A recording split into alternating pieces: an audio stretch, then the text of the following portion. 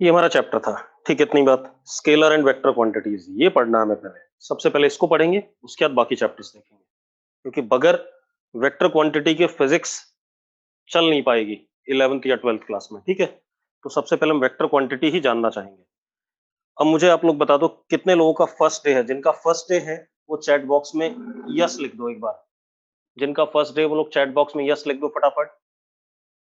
सब है, ठीक है। और किसका फर्स्ट डे है, जल्दी से बेटा, जल्दी बच्चों।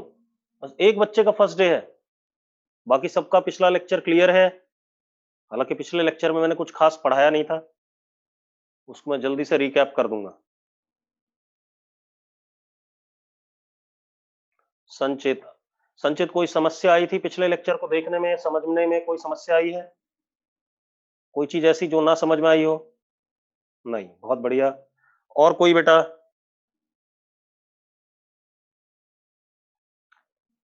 चलो ठीक है, आप लोग ज्वाइन करो, मैं क्लास स्टार्ट कर रहा हूँ। ठीक है, अब क्योंकि आप लोग लेट ज्वाइन कर रहे हो तो गलत बात है। देखो भाई, मैं दोबारा से स्केलर क्वांटिटी जल्दी से एक बार ब्रश अप कर दूं। ठीक है, इतनी बात। फिर वेक्टर क्वांटिटी पे आते हैं, फिर टेंसर पे आते हैं। तो स्केलर क्वांटिटी,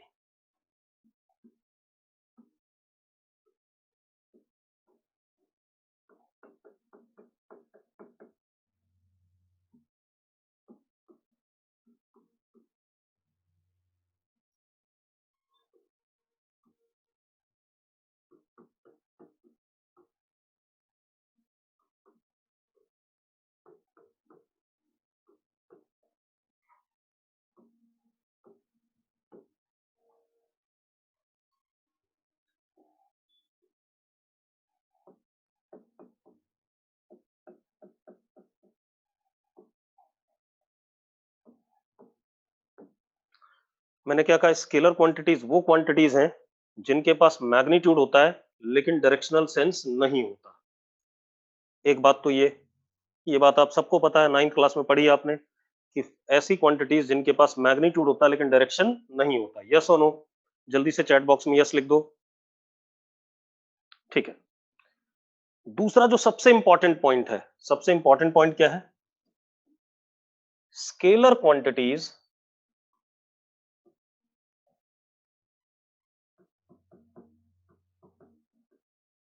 ओबे normal laws of addition, subtraction,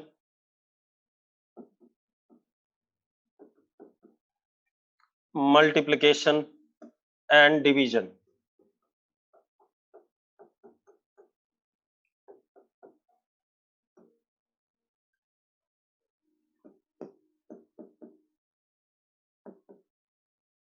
That is algebra studied up to 10th class। 10th class तक जो भी आपने अलजेब्रा पढ़ी है उसको ओबे करता है स्केलर क्वांटिटी। बात क्लियर है सबको? अगर सबको क्लियर तो यस लिख दो एक बार फटाफट। मतलब जो आपने अलजेब्रा पढ़ी है 10th क्लास तक, उसका मतलब ये है कि जैसे मैं आपसे कहूं 4+3 तो ये कितना 7, 5-2 तो ये कितना 3, 5 × 2 तो कितना 10, जो नॉर्मल आपने पढ़ा है बचपन से। यस और नो? इसको ओबे करता है स्केलर क्वांटिटीज। ठीक है, इतनी बात। ठीक, जो आपने अलजेब्रा 10th क्लास तक पढ़ी है उसको ओबे करता है स्केलर क्वांटिटी। अब मैं कुछ एग्जांपल लिखा रहा हूं स्केलर क्वांटिटीज के। आप एक बात का ध्यान रखना, आप कम से कम 1000 ऐसी क्वांटिटीज पढ़ेंगे 11th-12th में जो स्केलर होंगी, और 1000 और 1000 1500 आप पढ़ेंगे जो वेक्टर होंगी। ठीक है, इतनी बात। तो जैसे जैसे रास्ते में क्वांटिटीज आती जाएंगी उनको हम पढ़ते जाएंगे। तो एग्जाम्पल इसके, एग्जाम्पल देखो, मैं कुछ एग्जाम्पल लिख रहा हूं, बाकी एटसेट्रा लिख देंगे। टाइम, अब जरा देखो, जैसे मैं कहूं अब कुछ बच्चों का स्कूल में टेस्ट है बेटा, अब टेस्ट किस बात का टेस्ट ले रहे हैं मुझे ये समझाओ। बोर्ड के एग्जाम होने नहीं है तो कौन सा टेस्ट ले रहे हैं स्कूल वाले, वो भी शाम को। बोलो सुबह लो भाई स्कूल के टेस्ट, स्कूल का ड्यूरेशन तो मॉर्निंग में होता है। किस चीज का टेस्ट ले रहे हैं बेटा, रुचि किस चीज का टेस्ट ले रहे हैं बेटा स्कूल का, ये मुझे बता दो जरा। एक बच्चे का और फोन आया था। अबे 10th का पेपर तो होना ही नहीं है, अब किस बात का टेस्ट हो रहा है मुझे समझ में नहीं आ रहा है।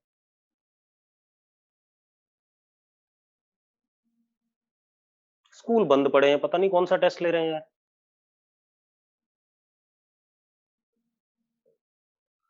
हार्दिक बेटा देख, अब एक काम करना, स्कूल ही बदल दे, नॉन नॉन अटेंडिंग हो जा, ज्यादा बेटर है। ठीक है, सुखी रहेगा, क्योंकि इतना सारा काम होगा ना पढ़ने के लिए, पढ़ नहीं पाओगे। ठीक है। अब अब पहले जितनी देर आप क्लास में रह सकते हो अटेंड करो।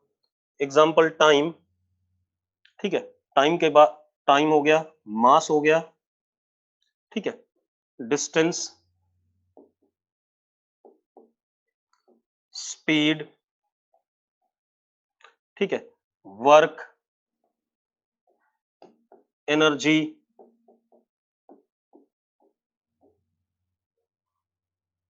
Power, current, charge, etcetera. ये क्वांटिटीज हमारी कौन सी क्वांटिटी कहलाती हैं, स्केलर क्वांटिटी कहलाती हैं। और भी बहुत सारी हैं। क्लियर इतनी बात। तो हमारे पास मैंने क्या कहा, स्केलर क्वांटिटी वो क्वांटिटी होती है जिनके पास सिर्फ क्या होता है, मैं अंडरलाइन कर देता हूं, सिर्फ क्या होता है, मैग्नीट्यूड। ठीक है इतनी बात। और scalar quantities obey normal laws of addition, subtraction, multiplication and division. ये सबसे इंपॉर्टेंट पॉइंट है, इतनी चीज ध्यान में रखनी है। ठीक है इतनी बात। अब इसमें एग्जांपल में सारी समस्या आपको करंट और चार्ज में आ रही होगी कि करंट और चार्ज को स्केलर क्यों कहा सर ने, है ना। मैं समझा रहा हूं सारी बात, चिंता ना करो, इन दोनों को भी समझाता हूं। इतना नोट कर रखा है सबने, नोट कर लिया, नोट कर लिया तो यस लिखो चैट बॉक्स में फटाफट। बहुत बढ़िया, मैं अगले पेज पे आ रहा हूं। ठीक है, तो सबसे पहले हम करंट की बात करते हैं।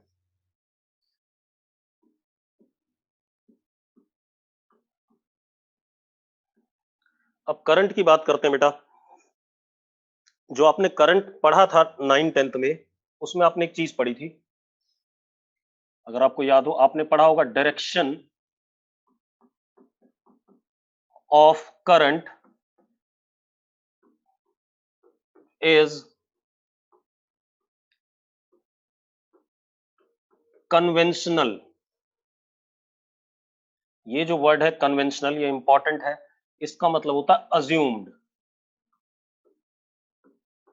इसका मतलब होता है अज्यूम्ड। ठीक है, direction of current is conventional, ऐसा पढ़ा था कि नहीं पढ़ा था, जहां पर आपको डायरेक्शन के बारे में बोला गया होगा वहां ऐसा लिखा होगा, direction of current is conventional. लिखा था कि नहीं, जल्दी बताओ, कितने लोगों की बुक्स में लिखा था ये। ठीक है, इसका मतलब था कि हमने डायरेक्शन ऑफ करंट अज्यूम करा है। एक्चुअल प्रैक्टिस में करंट के पास कोई डायरेक्शन नहीं होती है, हमने अज्यूम करा है। हमने क्या अज्यूम करा कि current is assumed to flow in direction opposite to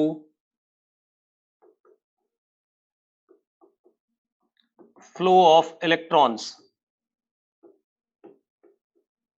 ये हमने अज्यूम करा था, एक्चुअल में ऐसा होता नहीं है। बात समझ में आ गई, क्योंकि ये तो हमारी बुक्स में कि इलेक्ट्रॉन जिधर फ्लो कर रहा है उसके अपोजिट, लेकिन अगर आप रशियन बुक्स देखोगे तो उसमें इलेक्ट्रॉन की डायरेक्शन जिधर होती है फ्लो की, उधर मान लिया जाता है करंट। अरे क्लियर है। तो एक्चुअल में करंट की कोई डायरेक्शन नहीं होती है। ठीक है इतनी बात। इसलिए कैसी क्वांटिटी है, स्केलर क्वांटिटी है। बात समझ में आ रही है, मेरी बात समझ में आ रही है। ठीक है, एक और लॉजिक दे देता हूं भाई, देखो, डायरेक्शन ऑफ करंट कन्वेंशनल है, यानी कि अज्यूम्ड है, हमने माना है, ये ऐसा होता नहीं है। ठीक है, या अगर आप कुछ और कंट्रीज की बुक्स देखो तो उसमें करंट की डायरेक्शन हमारे वाले करंट की डायरेक्शन के अपोजिट है, तो किधर भी मान सकते हो, कोई इशू नहीं है। क्लियर है? तो अब जरा देखो, एक मिनट, मैं एक और रीजन बताता हूं। जैसे एक तार ये है, एक तार ये है, इस तार में मान लो करंट 4 एम्पियर आ रहा है और इस तार में मान लो करंट 5 एम्पियर आ रहा है। इन दोनों से जुड़ के एक ये तार गई, तो इसमें करंट 9 एम्पियर। ऐसा पढ़ा है 10th क्लास में? नहीं कहीं पढ़ा है? पढ़ा है ना? 9 एम्पियर पढ़ा हुआ है ना? इसका मतलब देखो 4 + 5 क्या हो गया, 9 हो गया कि नहीं हो गया? मतलब किसको ओबे कर रहा है? Current obeys normal law of algebraic addition. Yes और नो? तो ये दो कारण हो गए जिसकी वजह से मैं क्या कह सकता हूं, therefore current is scalar quantity.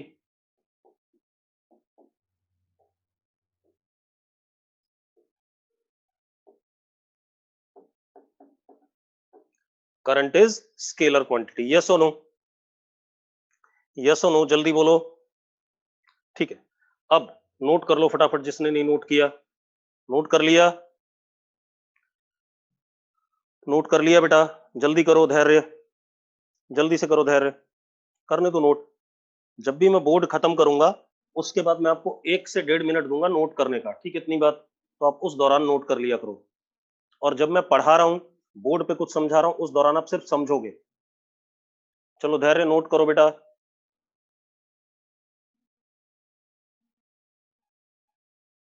नहीं हर्षित, जो स्केलर क्वांटिटी की डेफिनेशन थी, अगर कोई क्वांटिटी 4 + 5 9 होती है तो स्केलर होती है। हर्षित, सीधी सी बात है, पिछले पेज पे हमने लिखा था, ध्यान से देखो, कि अगर कोई quantity scalar addition subtraction multiplication को ओबे करती है, जो नॉर्मल अलजेब्रा थी, जो आपने बचपन से पढ़ी है, तो स्केलर क्वांटिटी कहलाती है। क्लियर है? क्लियर है हर्षित? बस इतनी बात है, जो इसको ओबे करेगा वो हर्षित, उसको किस में डालेंगे? स्केलर में डालेंगे। ठीक है, अब अगली कहानी देखो। हो गया इतना? चलो, तो ये बात हो गई स्केलर क्वांटिटी। अब एक और चीज आई थी, चार्ज। चार्ज पढ़ने से पहले मैं एक बात बताऊं, स्केलर क्वांटिटी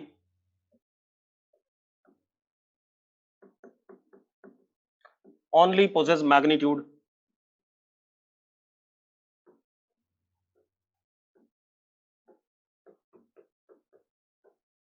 इसका मतलब क्या होता है? ठीक है, scalar quantity only possess magnitude, इसका मतलब क्या होता है बेटा? मेरी बात सुनो। जैसे मान लो धैर्य गया लाला की दुकान पे और बोले मुझे -5 किलो चावल दे दो। क्या बोले? -5 किलो चावल दे दो। धैर्य, लाला देगा तुझे चावल या भगाएगा? जल्दी बता। धैर्य, लाला चावल देगा या भगा देगा? भगा देगा, बिल्कुल सही बात है। -5 किलो लाला के मतलब की बात नहीं है। या -2 लीटर दूध दे दो, ठीक है, वो भगा देगा। ठीक, तो एक्चुअल में scalar quantity possess only magnitude, which means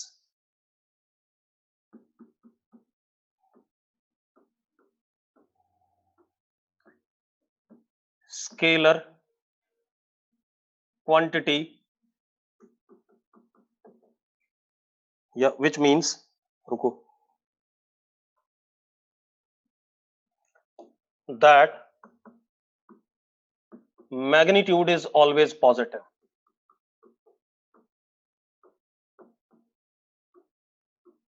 मतलब किसी भी चीज का मैग्नीट्यूड हमेशा क्या होता है? पॉजिटिव होता है, वो कभी भी नेगेटिव नहीं होता। ठीक है? अरे क्लियर है? बात समझ में आ गई? मतलब स्केलर क्वांटिटी के पास मैग्नीट्यूड है, डायरेक्शन नहीं है, तो स्केलर क्वांटिटी का जो भी मैग्नीट्यूड होगा हमेशा पॉजिटिव होगा। और जो भी क्वांटिटी नॉर्मल एल्जेब्रिक लॉज को ओबे करेगी, एडिशन सब्ट्रैक्शन मल्टीप्लिकेशन, जो बचपन से आपने पढ़ा है, वो स्केलर क्वांटिटी होगी। क्लियर है? इतनी बात क्लियर हो रही कि नहीं? अगर क्लियर है यस लिखो। अब आते हैं हम चार्ज पे। आपके दिमाग में यह आया होगा कि सर कह रहे हैं स्केलर क्वांटिटी पॉजिटिव होता है, लेकिन चार्ज हमारे पास पॉजिटिव एंड नेगेटिव दोनों होता है।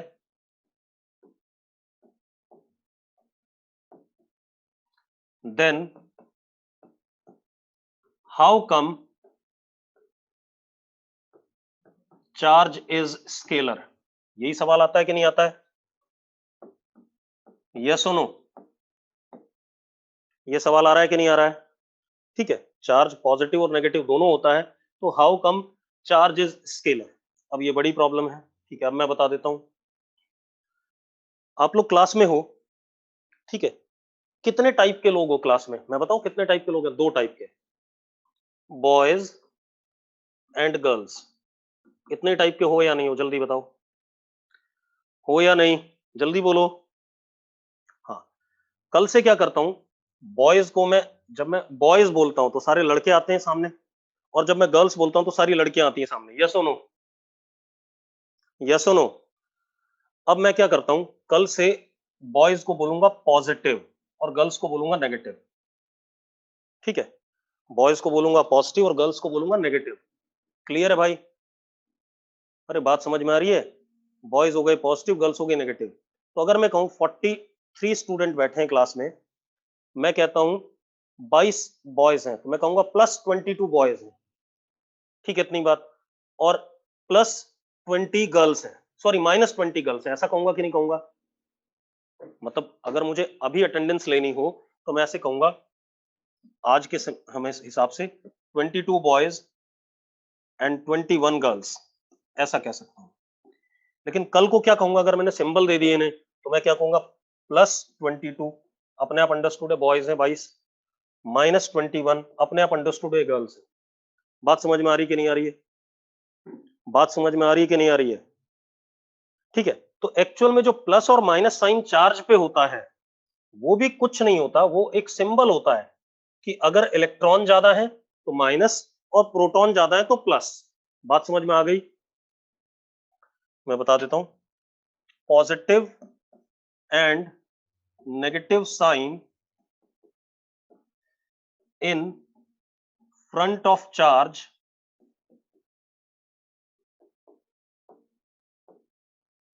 tells about nature of charge।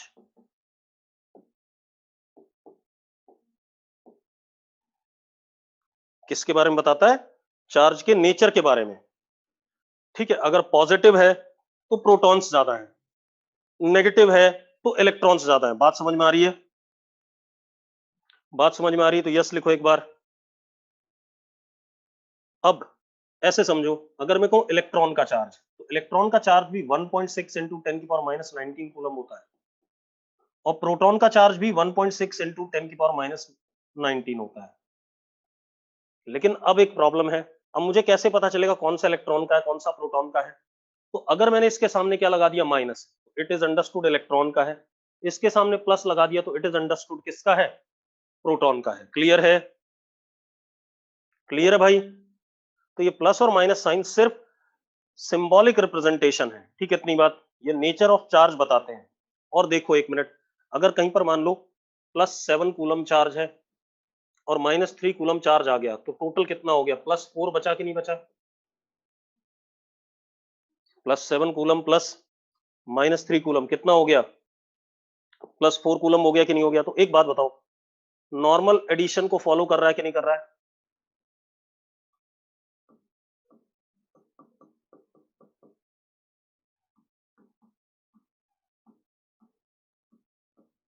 Therefore कैसी क्वांटिटी? Scalar quantity. देयरफॉर कैसी क्वांटिटी? Scalar quantity. यस और नो? बात समझ में आ गई सबको कि चार्ज भी कैसा है? Scalar quantity. अब ये प्लस माइनस साइन देख सोच आने से ये मत सोचना कि ये मैग्नीट्यूड है, ये सिर्फ क्या बता रहा है कि किस टाइप का चार्ज है, इलेक्ट्रॉन का चार्ज है या प्रोटॉन का चार्ज है। क्लियर है? अगर 1.6 इंटू 10 की पावर माइनस 19 कूलम लिखा है तो ये प्रोटॉन का भी हो सकता है, इलेक्ट्रॉन का भी हो सकता है। लेकिन अगर माइनस लगा है तो इलेक्ट्रॉन का है, और प्लस लगा है तो प्रोटॉन का है। क्लियर सबको? किसी को डाउट इसमें? तो this is all about what scalar quantity. ज्यादा इसके बारे में नहीं पढ़ना था हमें, ज्यादा पढ़ना किसके बारे में? वेक्टर के बारे में। ठीक है, तो अब आते हैं वेक्टर क्वांटिटी पे। हटा दूं इस पेज को? नोट कर लिया? नोट कर लिया तो मैं हटा दूं? Noted down? चलो बढ़िया।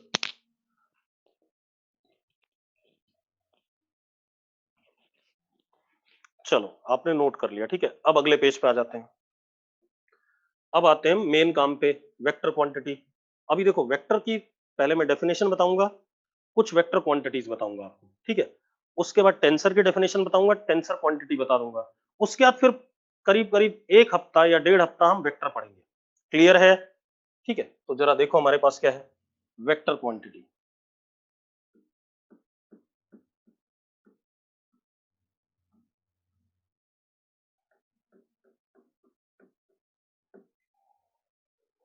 अब वेक्टर क्वांटिटी की डेफिनेशन क्या है, पहले डेफिनेशन दे दें।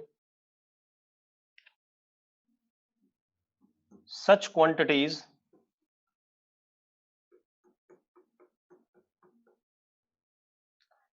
possess magnitude as well as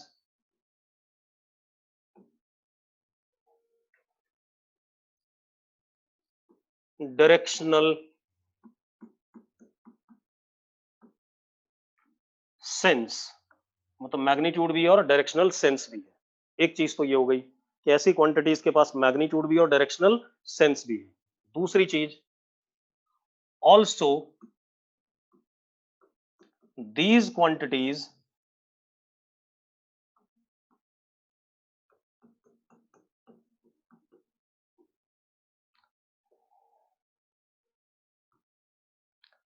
have different algebra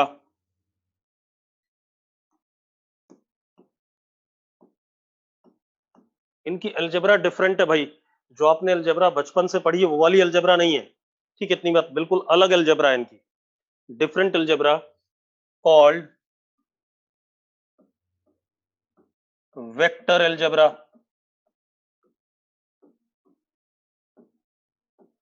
अब ध्यान सुनो, कॉल्ड वेक्टर अलजेब्रा। ये वेक्टर अलजेब्रा ही हमें इस चैप्टर में पढ़नी है। फिजिक्स में पढ़ोगे आप वेक्टर अलजेब्रा, फिर नॉन मेड वाले 12th क्लास में भी पढ़ेंगे, एक बार पूरा यूनिट पढ़ेंगे वेक्टर का। क्लियर है? अरे क्लियर है भाई। फिजिक्स में तो मैं उतना ही पढ़ाऊंगा जितना फिजिक्स को जरूरत होगी, फिर 12th में वेक्टर अलजेब्रा पूरा मैथ्स वाले भी पढ़ाएंगे आपको, ठीक है। तो मैंने क्या कहा आपसे कि ऐसी क्वांटिटी, अब देखो जरा क्या क्या चीजें इंपॉर्टेंट पॉइंट। ऐसी क्वांटिटी के पास एक तो मैग्नीट्यूड होता है और एक इसके पास डायरेक्शनल सेंस होता है और इसकी खुद की अपनी वेक्टर अलजेब्रा है, ठीक है। इतनी बात, खुद की अपनी वेक्टर अलजेब्रा है। तो वेक्टर अलजेब्रा से पहले देखो, मैग्नीट्यूड तो हम जानते हैं, अमाउंट होता है किसी भी क्वांटिटी का।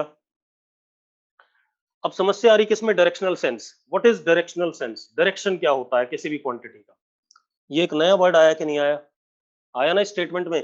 स्केलर वाले में डायरेक्शन होता ही नहीं था तो उसकी बात ही नहीं करी हमने। वेक्टर वाले में डायरेक्शन आ रहा है, तो व्हाट इज डायरेक्शन में आप लोगों से पूछ रहा हूं, डायरेक्शन क्या होता है, जल्दी बताओ। डायरेक्शन क्या होता है, जल्दी बताओ, जल्दी बोलो बेटा, व्हाट इज डायरेक्शन। कोई बताना चाहेगा जल्दी से?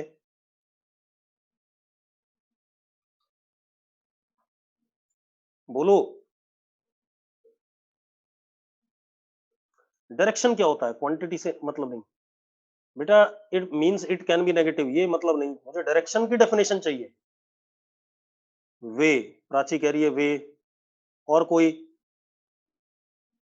और कोई? दिशा, अभिजीत पहल कह रहा है। चलो अब फिर अभिजीत ये बता, दिशा क्या होता है ये बता दे मुझे जरा। व्हाट इज दिशा? या प्राची व्हाट इज वे? वे या दिशा क्या होता है, उसकी डेफिनेशन बता दो मुझे।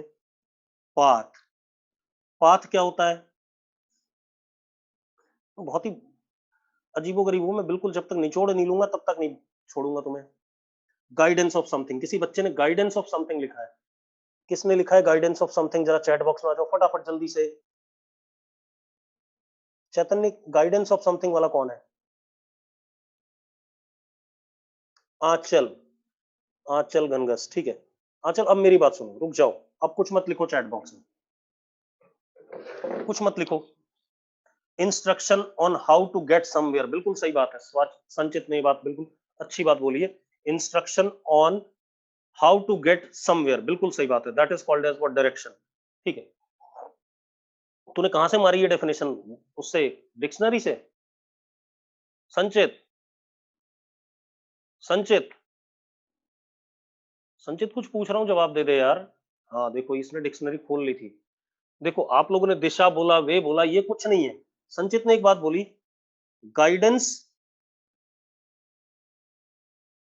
जिससे हम एक जगह से, मतलब स्टेप्स या प्रोसेस, जिससे हम एक जगह से दूसरी जगह जा सकते हैं, ठीक है, उसको हम क्या कहते हैं, डायरेक्शन कहते हैं। अब कृधा रुक जाओ, मैं बता रहा हूं, रुक जाओ। कृधा कहां रहती है, कृधा कहां रहती है?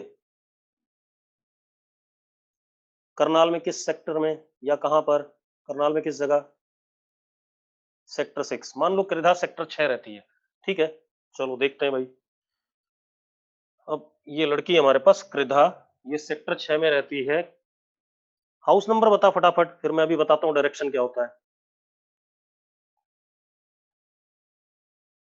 676, ये पड़ा टैगोर के आसपास है ना, टैगोर के आसपास है ना कहीं?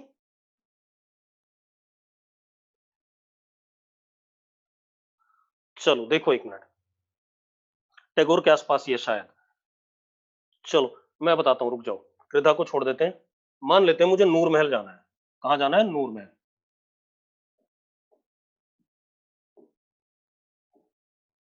ठीक है, अब ये हमारा जेनेसिस का सेंटर है।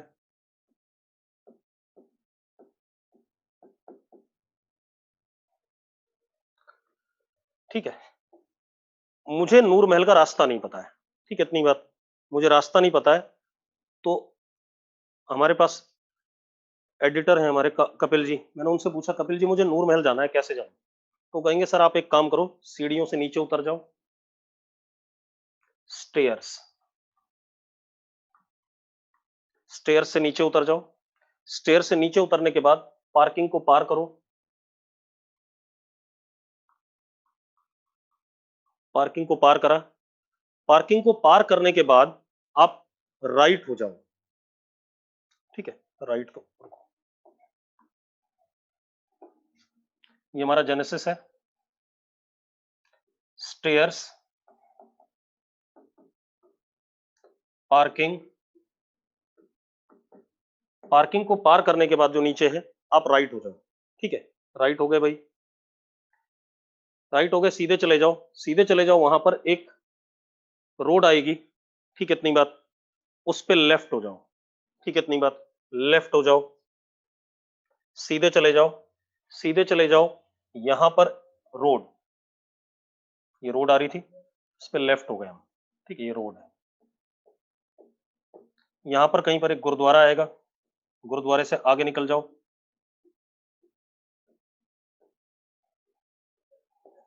गुरुद्वारे से आगे निकल गए, गुरुद्वारे से आगे निकल गए, साईं बाबा मंदिर आएगा,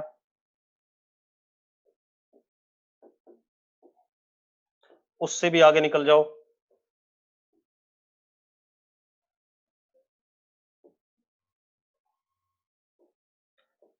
यहाँ पे नूर महल चौक आएगा, गोल चक्कर, गोल चक्कर आएगा, उसमें थर्ड एग्जिट ले लो, सीधे, सीधे चले जाओ, सीधे चले जाओ, जहां रोड खत्म होती है वहां पर आप लेफ्ट ले लो, लेफ्ट ले लो, आगे जाकर के एक बड़ी सी बिल्डिंग आती है, वो नूर महल है, बड़ी सी बिल्डिंग, सबसे बड़ी बिल्डिंग जो होगी उसको नूर महल कहते हैं। यस और नो? ऐसे बात समझ में आ रही कि नहीं आ रही है, जल्दी बताओ मुझे, अरे ऐसा ही है या नहीं है, जल्दी बताओ।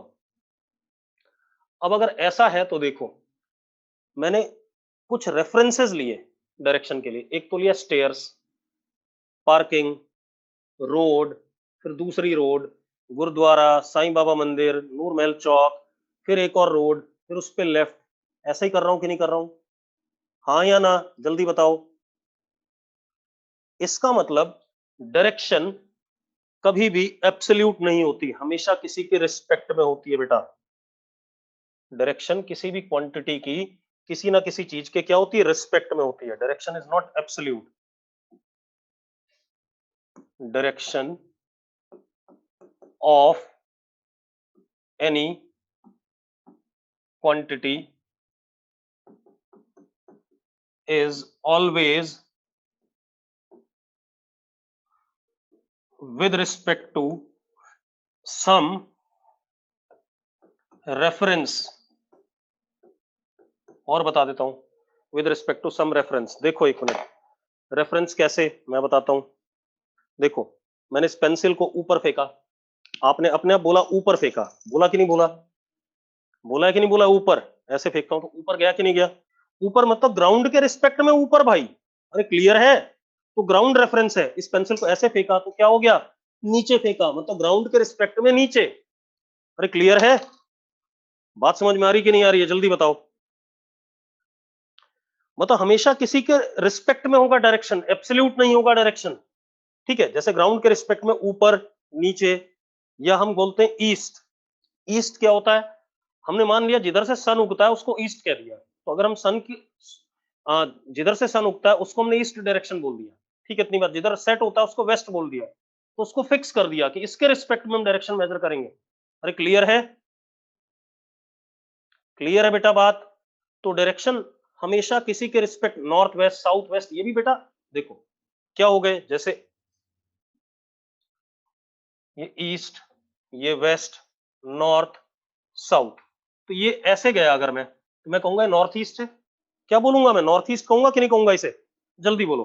नॉर्थ और ईस्ट के बीच में, तो आगे डायरेक्शन किसके रिस्पेक्ट में, ईस्ट और नॉर्थ के रिस्पेक्ट में, बीच में, तो किसके रिस्पेक्ट में आया, नॉर्थ और ईस्ट के रिस्पेक्ट में। तो डायरेक्शन हमेशा किसी के रिस्पेक्ट में बोला जाता है, कभी भी एब्सोल्यूट नहीं होता। क्लियर है, चलो अब डायरेक्शन की बात हो गई। अब एक और चीज, अब इसकी अलजेब्रा अपनी खुद की अलजेब्रा होगी, ठीक है। इतनी बात, अपनी खुद की अलजेब्रा होगी। जैसे इसमें एडिशन के अपने अलग रूल होंगे, सब्ट्रैक्शन के अपने अलग रूल होंगे, मल्टीप्लिकेशन के अपने अलग रूल होंगे, और डिवीजन के अपने अलग रूल होंगे। गलत बात है, डिवीजन होता ही नहीं, ठीक है। इतनी बात, वेक्टर्स में डिवीजन नहीं होता, सिर्फ एडिशन सब्ट्रैक्शन मल्टीप्लिकेशन होता है। क्लियर है, ठीक है। तो हम बाद में पढ़ेंगे तब क्लियर हो जाएगा। अरे बात समझ में आ रही है। तो डायरेक्शन क्या होती है, बात क्लियर हो गई सबको, डायरेक्शन क्या होता है सबको क्लियर हो गया है ना, ठीक है। अब वेक्टर अलजेब्रा जब हम पढ़ेंगे तो rules of addition comma subtraction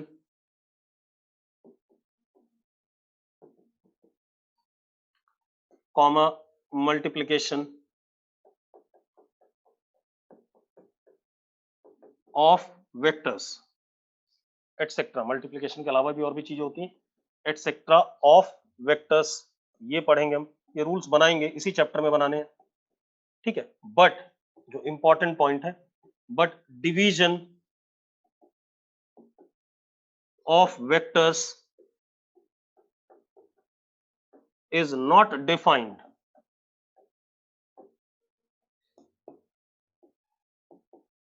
कल बात करेंगे क्यों नहीं होता डिफाइंड वेक्टर का डिवीजन, आज नहीं। हाँ बता रहा हूं, मैंने कहा कल बात करेंगे, ठीक है। इतनी बात, हर चीज का अपना समय होता है, ठीक है। इतनी बात, वरना 10th तक में ही आपको सारी चीजें क्यों नहीं पढ़ा दी गई, ठीक है। तो अपना अपना समय है, जैसे जैसे आता रहेगा मैं पढ़ाता रहूंगा, चिंता ना करो। अब एग्जाम्पल लिख लें कुछ वेक्टर के हम। एग्जाम्पल हमारे पास displacement, velocity, acceleration, momentum, force, etcetera. हजारों क्वांटिटीज पढ़ोगे आप इन्हीं 2 साल में। क्लियर, इतनी बात, एक दो नहीं, हजारों क्वांटिटी पढ़ोगे, कमी नहीं है कोई इनकी भी। क्लियर है, ये हमारे पास क्या हो गए, क्या कहते हैं, वेक्टर की डेफिनेशन और 2-3 एग्जांपल। नोट करो जरा इसे। डी एक्सेलरेशन और एक्सेलरेशन एक ही चीज होती है बेटा, दोनों वेक्टर है, ठीक है। डी एक्सेलरेशन बस अपोजिट डायरेक्शन में होता है एक्सेलरेशन के, ठीक है। तो उससे घबराना नहीं है। नोट कर लिया सबने, नोट कर लिया, अरे नोट कर लिया भाई, जल्दी नोट करो जिन्होंने नहीं करा, जल्दी।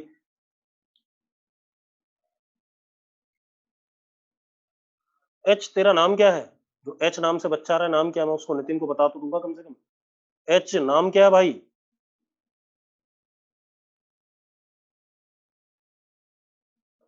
दिव्यांश पन्नू, ठीक है। कल से ना इसी नाम से एंटर करना, ठीक है, मैं बोल दूंगा उसे। चलो हो गया, ये नोट कर लिया।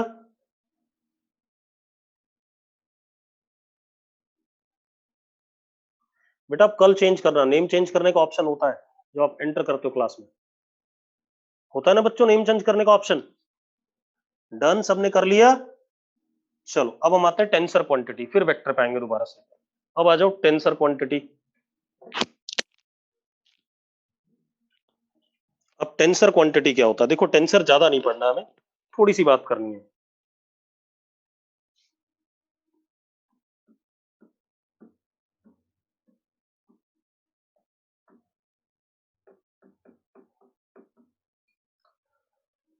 अब टेंसर क्वांटिटी क्या होता है बेटा, देखो एक मिनट, ठीक है।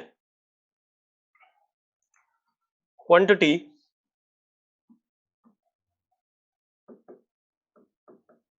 which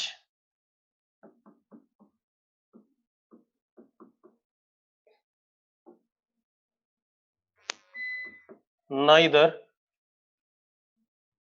obeys स्केलर अलजेब्रा, जो बचपन से पढ़ा हमने, नॉर वेक्टर अलजेब्रा, जो दोनों में नहीं डाली जा सकती, उसको हमने किस में डाल दिया, टेंसर में डाल दिया। बात समझ में आ रही है? क्वांटिटी जो ना ही स्केलर अलजेब्रा ओबे करती है, ना ही वेक्टर अलजेब्रा ओबे करती है। क्लियर है भाई? इसको हम टेंसर कहते हैं। अब एक बात सुनो, बहुत ही डिटेल्ड स्टडी है टेंसर की, लेकिन हमारे सिलेबस में नहीं है 11 12th में। हमारे सिलेबस में सिर्फ दो क्वांटिटीज है, दो एग्जाम्पल है, दो ही आएंगे, इसके अलावा कोई नहीं आएगा। मैं क्या कह रहा हूँ, दो ही एग्जाम्पल है टेंसर के हमारे 11 12th में। और कई बार जेई मेंस या नीट में डायरेक्टली पूछ लेता है, चार ऑप्शन दे देगा, बोलेगा बता दो इनमें से कौन सी टेंसर क्वांटिटी है। तो मैं दोनों एग्जाम्पल लिख रहा हूं आपको। एक होता है, मतलब अभी हमारे सिलेबस में सिर्फ यही दो टेंसर मिलेंगे, मोमेंट ऑफ इनर्शिया, इनर्शिया नहीं बेटा, मोमेंट ऑफ इनर्शिया, ये एक टेंसर क्वांटिटी है। दूसरी स्ट्रेस, यही दो एग्जांपल है हमारे हमारे सिलेबस में, ठीक है। और भी बहुत सारे एग्जांपल हैं, लेकिन हमारे सिलेबस में यही दो एग्जांपल है। स्ट्रेस, अब ये स्ट्रेस कौन सा, पढ़ाई वाला स्ट्रेस नहीं, ये एक फिजिकल क्वांटिटी होती है स्ट्रेस फिजिक्स में। अरे क्लियर है? क्लियर है भाई? नोट करो फटाफट जल्दी से। आपको ये दोनों याद रखनी है कि मोमेंट ऑफ इनर्शिया और स्ट्रेस, इनको हम क्या कहते हैं, टेंसर कहते हैं, ठीक है। इतनी बात, ये टेंसर क्वांटिटी है। अब हम, सर इनर्शिया मींस, बेटा इनर्शिया नहीं, मोमेंट ऑफ इनर्शिया क्वांटिटी है, इनर्शिया नहीं है। मैंने शुरू में ही बोला इनर्शिया जो आपने पढ़ा है वो वाला नहीं है, थोड़ा सा उससे हटके है, कुछ मिलता जुलता ही लेकिन उससे हटके, ठीक है। जब रोटेशन वाला चैप्टर पढ़ोगे तब आ जाएगा ये। मैंने क्या कहा कृधा, कि अगर मैं कह रहा हूँ वेक्टर 1000 2000 क्वांटिटीज हैं, स्केलर 1000 2000 क्वांटिटीज हैं, क्या सारी एक दिन में खत्म कर लेंगे हम? नहीं ना, तो धीरे धीरे करेंगे, चिंता ना कर। मोमेंट ऑफ इनर्शिया आएगा रोटेशन वाले चैप्टर में, आज से 4 महीने बाद। स्ट्रेस आएगा करीब करीब 5 महीने बाद, ठीक है, तब बात करेंगे। तब तक याद रखना, इन्हें टेंसर क्वांटिटी कहते हैं, ये बात याद रखनी है। हर्षित सेतिया का सवाल है, electron and proton are only charge carriers. नहीं भाई, ऐसा नहीं है। लेकिन एक बात बता हर्षित, अभी हम जो पढ़ रहे हैं, क्या उससे इस सवाल का कोई रिलेवेंस है हर्षित? इसीलिए मैंने पहले भी जवाब नहीं दिया था। हर्षित, अभी इस electron proton are only charge carriers का कोई मतलब नहीं जो हम पढ़ रहे हैं इस वक्त इससे। अभी हम सिर्फ स्केलर और वेक्टर पढ़ रहे हैं, तो उस पर ध्यान दो, ठीक है। ये सारी चीजें आपको पता चल जाएंगी, 2 साल पढ़ना है, एक दिन में नहीं खत्म होना है, ठीक है। अब सुनो भाई, अब आते हैं हम वेक्टर क्वांटिटी पे दोबारा से। अब आ गए मेन काम करने।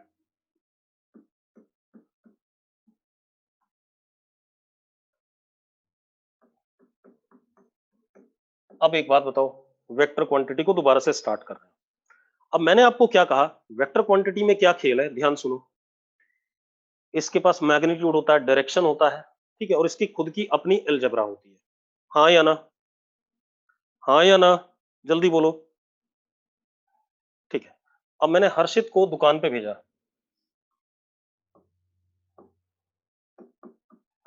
मैंने कहा 5 किलो चावल ले ले भाई, 2 किलो चीनी ले ले, 1 किलो चाय पत्ती ले ले। अब एक बात बताओ, हर्षित कितना सामान लेके गया? हर्षित कितना मास लेके गया टोटल? हर्षित 8 किलो, ठीक है भाई। कितना लेके गया? 8 kg। सीधे सीधे ऐड हो गया। मतलब मास कैसी क्वांटिटी हो गई? Mass is scalar. यस और no? Mass is scalar, yes और नो? ठीक है। अब रुको 1 मिनट। हर्षित दोस्त है कोई बैच में अभी इस वक्त? हर्षित तेरे कोई दोस्त बैच में पढ़ रहे हो इस वक्त? है कोई? नहीं है। किसके दोस्त पढ़ रहे हैं अभी बैच में? किसी के बैच में अभी? अभी तेज के कौन पढ़ रहा है अभी? अभी तेज तेरा कौन सा दोस्त है? अभी तेज जल्दी बता, नाम बता दोनों के। चलो दूसरे बैच में तो वही बता, अरमान हो गया एक, है ना, अभी तेज। चलो यहां पर मैंने अभी तेज को बिठा दिया। ठीक है, चलो यहीं से उठा लेते हैं। अभी तेज को बिठा दिया, ठीक है, इतनी बात। अब मैंने क्या करा, इसके एक हाथ को, जैसे मैं हूं यहां पर, मेरे एक हाथ को एक साइड से संचित खींच रहा है, एक साइड से हर्षित खींच रहा है। तो अभी तेज के एक हाथ को इधर की तरफ संचित खींचता है 10 न्यूटन से, और इधर की तरफ हर्षित खींचता है 10 न्यूटन से। ठीक है भाई। अब एक बात बताओ, ये जो अभितेज है, क्या ये हिलेगा बीच में से? क्या ये हिल सकता है? हिलेगा क्या? नहीं हिलेगा, बिल्कुल सही बात है। अर्पिता कैसे हिल जाएगा जब दोनों मेरे हाथ को बराबर फोर्स से खींचा जा रहा है? एक इधर खींच रहा है, एक इधर खींच रहा है, दोनों बराबर खींच रहे हैं, तो कैसे हिलेगा? बताना लड़की। लड़की हिलेगा क्या? जल्दी बोल फटाफट बेटा। कौन था ये बच्चा? हाँ अर्पिता, नहीं हिलेगा ना। तो एक बात बताओ, इस पे जो नेट फोर्स आया, जीरो आ गया कि नहीं आ गया? जीरो आ गया कि नहीं आ गया? जल्दी बताओ। अब एक बात बताओ, अगर ये 10 और 10 दोनों स्केलर क्वांटिटी होती तो टोटल कितना आता? 20 आता कि नहीं आता? अगर ये 10 और 10 स्केलर क्वांटिटी होती तो 20 आता कि नहीं आता? क्या यहाँ 20 आया? नहीं आया। क्या आया? जीरो आया। अब रुको 1 मिनट। अब अभी तेज के दोनों हाथ को, जैसे ऐसे, ये दोनों हाथ है मेरे, दोनों बंदे आगे की तरफ खींच रहे हैं।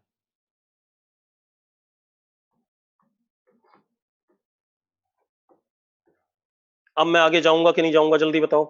अब मैं आगे जाऊंगा कि नहीं जाऊंगा? जल्दी बताओ। अब ये 10 और 10 कितना आ गया? 20 आ गया कि नहीं आ गया? आगे कि नहीं आ गया? ठीक है, एक और काम कर लेते हैं। मान लो अभी तेज के एक हाथ को ऐसे खींच रहे हैं 10 से, और एक हाथ को ऐसे खींच रहे हैं 10 से, मतलब ऐसे। अब एक बात तो, मैं ऐसे बीच में जाऊंगा कि नहीं जाऊंगा? जल्दी बताओ। बीच में जाऊंगा कि नहीं जाऊंगा कहीं इसके डायगोनल पे? हाँ या ना? और मैं एक्चुअल में बताऊं, ये 10√2 आएगा अगर 90 डिग्री पे खींचते हो। तो एक बात देखो, मतलब सबसे इंपॉर्टेंट जो चीज आ रही है वो एंगल आ रहा है इनके बीच में, फोर्सेस के बीच में जो एंगल है, उसके ऊपर रिजल्ट डिपेंड कर रहा है कि नहीं कर रहा है? कर रहा है कि नहीं कर रहा है? जल्दी बताओ। मतलब इनके डायरेक्शन के ऊपर रिजल्ट डिपेंड कर रहा है। हाँ या ना? अरे यस नो? मतलब वेक्टर क्वांटिटी की एलजेब्रा सेम एज जो नॉर्मल एलजेब्रा थी वो तो नहीं है, कुछ अलग ही है। Yes no? नोट कर लो फटाफट जो बोर्ड पे लिखा हुआ है। बोर्ड पे जो लिखा है वो नोट करो। तो मैं यहां लिख सकता हूं, that is algebra of vectors is different than normal algebra। ये बात तो मैंने आपको समझा दी। अब ये अलजेब्रा पढ़नी है, कौन सी वाली? वेक्टर अलजेब्रा पढ़नी है। नोट करो फटाफट जो बोर्ड पे है, जल्दी से, फिर आगे बढ़ें। कर लिया नोट? कर लिया नोट बच्चों? जल्दी करो, जल्दी करो। हो गया? डन, बहुत बढ़िया।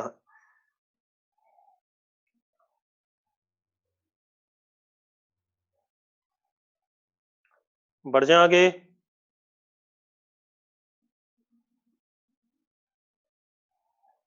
चलो, गुड। बाकी लोगों ने नोट कर लिया बेटा, मैं बढ़ जाऊं आगे? ठीक है, चलो बहुत बढ़िया। अब अब देखो यार, अब थोड़ा सा अलग कहानी करते हैं। आप एक बात बताओ, जब बचपन में आपने पढ़ाई स्टार्ट करी थी, प्री केजी में गए थे कि नहीं गए थे? अरे वो जो प्री स्कूल होता है बच्चों वाला, छोटा वाला, गए थे ना सब लोग? हाँ, हम लोग नहीं गए थे, तुम लोग गए थे, है ना? तो उसमें सबसे पहले मैम ने क्या कराया था आपको? पहले एक साल क्या कराया था? हाँ, प्ले स्कूल में क्या कराया था मैडम ने? अरे एबीसी नहीं कराया था कृधा। पहले साल में तो मैडम ने ऐसे करके एक प्ले कार्ड के ऊपर ए बनाया होगा, और मैडम ने कहा होगा रटो इसे, ये ए है। कहा था ना ऐसा? कृधा ऐसे ही कहा था कि पहचानो इसे, ठीक है, ये बी है, ये सी है। एक दो साल तो इसी में लगा दिए थे। अरे ए फॉर एप्पल तो बाद में बताया होगा संचित, पहले तो ये रिकॉग्निशन बताई होगी कि इसको ए कहते हैं, ठीक है? या ये बताया होगा कि बच्चा कैसे जान जाता है कि ये पापा है मेरे, ये मम्मी है? देख देख के ही तो जानता है भाई। यस और नो? तो ऐसे ही हमने लोगों को पहले ए बी सी ऑब्जर्व कराया, पहचानवाया कि भाई ये ए है, बी है, सी है। फिर नंबर्स पहचाने होंगे, ये 1, ये 2 ऐसा दिखता है, 3 ऐसा दिखता है। चलो आधे समय तो हम बचपन में ऐसे लिखते रहे 3, है ना, उल्टा लिखते थे। यस और नो? अरे उल्टा ही लिखते थे, मैं तो बहुत समय तक उल्टा लिखता रहा। ठीक है, चलो। तो अब सेम काम मैं यहां कराऊंगा भाई, मैं भी आपको अलजेब्रा पढ़ाने जा रहा हूं। तो पहले मैं आपको बताऊंगा वेक्टर दिखता कैसे है, ठीक है? उसके बाद आपको बताऊंगा, देखो पहले आपको सिखाया जाएगा वेक्टर दिखता कैसे है, ठीक है? उसके बाद वेक्टर के टाइप। अब एबीसी ऐसा भी लिखा होता था, फिर मैडम ने ये भी बताया होगा, ये छोटा वाला बेबी बेबी अल्फाबेट, और ये बड़े वाले, हालांकि हम अपर केस और लोअर केस कहते हैं। हाँ या ना? बताया था कि नहीं बताया था? ठीक है, फिर मैं आपको बताऊंगा, पहले मैं आपको बताऊंगा रिकॉग्निशन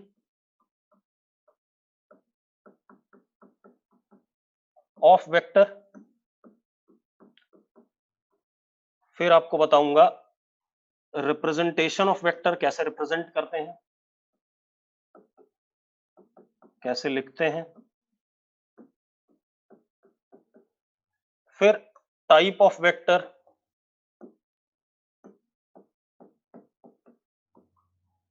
ऐसे चलेंगे हम, बिल्कुल जैसा बचपन में सीखा था वैसे ही चलेंगे, कोई जल्दबाजी नहीं मचाएंगे। इसके बाद जब आप देखो, आपने नंबर जब पहचान लिए थे, तो मैडम ने आपको कहा होगा पहले 2+3 ऐड करो, तो दो दो नंबर ऐड करने सिखाए होंगे, सिखाए थे कि नहीं सिखाए थे? फिर हम करेंगे क्या? Addition of two vectors, subtraction of two vectors, multiplication of two vectors, पहले ये सीखेंगे। फिर एडिशन ऑफ मल्टीपल वेक्टर्स। हाँ, कॉम्प्लेक्सिटी धीरे धीरे बढ़ाएंगे। क्लियर है इतनी बात? कोई दिक्कत किसी को? किसी को दिक्कत भाई? नहीं, ठीक है, चलो बढ़िया। अब अब आते हैं हम, सबसे पहले लिखो representation of vectors.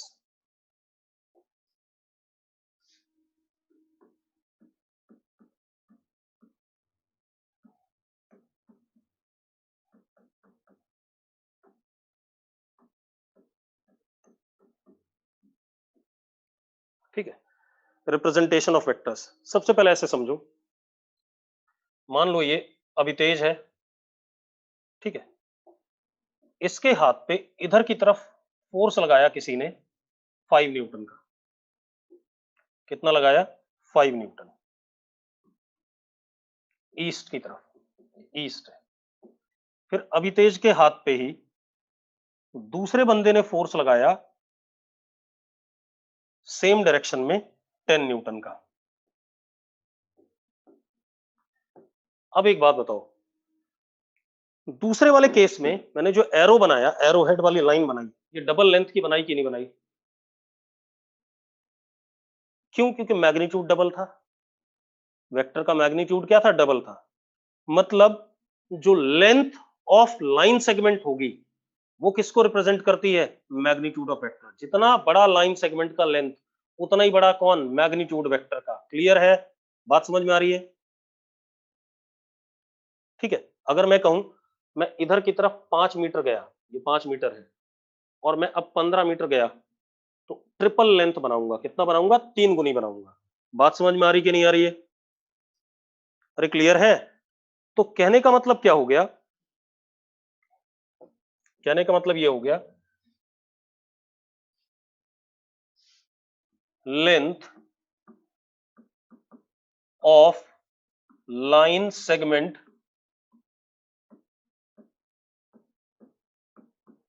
between initial and final position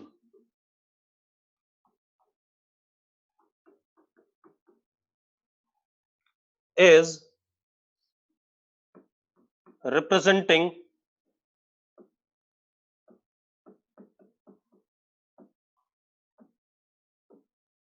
magnitude of vector।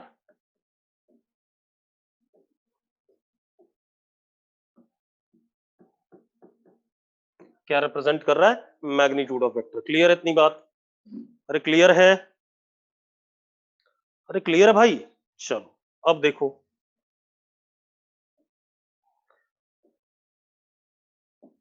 ये हमारे पास इनिशियल और ये हमारे पास फाइनल। अब ये लेंथ इतनी बड़ी है तो ये मैग्नीट्यूड को रिप्रेजेंट कर रहा है। अगर छोटी हो जाए, फाइनल यहां आ जाए, तो मैं कहूंगा वेक्टर छोटा मैग्नीट्यूड का है, और छोटा हो जाए तो और छोटे मैग्नीट्यूड का है, और बड़ी हो जाए तो मैं कहूंगा वेक्टर का मैग्नीट्यूड बड़ा है। यस और नो? यस और नो? जल्दी बोलो, बोलो बेटा। इसको रिप्रेजेंट करते हैं हम किसी भी अपर केस अल्फाबेट से या लोअर केस अल्फाबेट से, किसी भी अपर केस या लोअर केस अल्फाबेट से रिप्रेजेंट कर सकते हो। क्लियर है? अगर कहीं पर अल्फाबेट लिखा है ए बी सी डी, क्या समझ नहीं आया? एच जल्दी बता जरा, जल्दी बता क्या समझ नहीं आया? अगर मैं इतना लेता हूं ये हिस्सा, तो मैं कहूंगा ये येलो वाला वेक्टर व्हाइट वाले से छोटा है। छोटा है या नहीं? जल्दी बता।